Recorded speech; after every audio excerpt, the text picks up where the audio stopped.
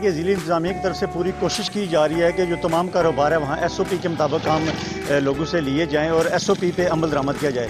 आइए चलते हैं मंडी के अंदर, वहाँ देखते हैं कि वहाँ पर जो लोग खरीदो फरोख्त कर रहे हैं सब्ज़ी की, उस पर कितना अमल दरामद हो रहा है, SOP की कितना ख्याल रखा जा रहा है। आइए चलते हैं मंडी के अंदर, देखते हैं वहाँ की क्या पोजीशन है।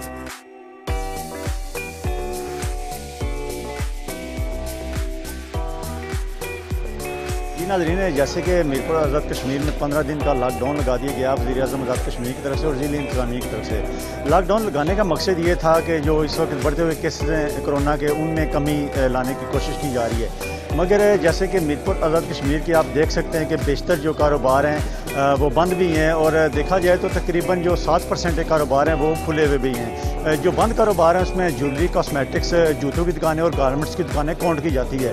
तो मंडी की बात करते चलें कि मंडी में इस वक्त देख सकते हैं आप कि SOP की लोग मास्क तो कैमरा देख के यूज़ करना शुरू हो जाते हैं, मगर उसके बाद फिर वैसे ही मास्क लोग उतार देते हैं। रश तो काफ़ी ज़्यादा आप देख सकते हैं, काफ़ी ज़्यादा लोग इस वक्त मंडी में मौजूद हैं। ज़िली इंतज़ामिया के यहाँ पर लोग नहीं है, जो बल्दिया है उनके भी हमने यहाँ पर लोग नहीं देखे, मगर फिर भी लोगों में फासला नहीं है। तो साथ साथ आपको एक बड़ी अहम बात बताते चलें कि लॉकडाउन के दौरान तमाम जहाँ कारोबार लोगों के बंद हो जाते हैं, वहाँ अगर जो आलू प्याज है उनके अगर रेट हम मेंशन करते चलें आपको तो तकरीबन 500 रुपया जो दड़ी हैं वो आलू हैं और 300 रुपये प्याज हैं, और अदरक 600 रुपया किलो इस वक्त रेट पहुँच चुका है, और जो थोम है वो 180 रुपये किलो है, जो कि आम गरीब आदमी की पहुँच से ये काफ़ी दूर है।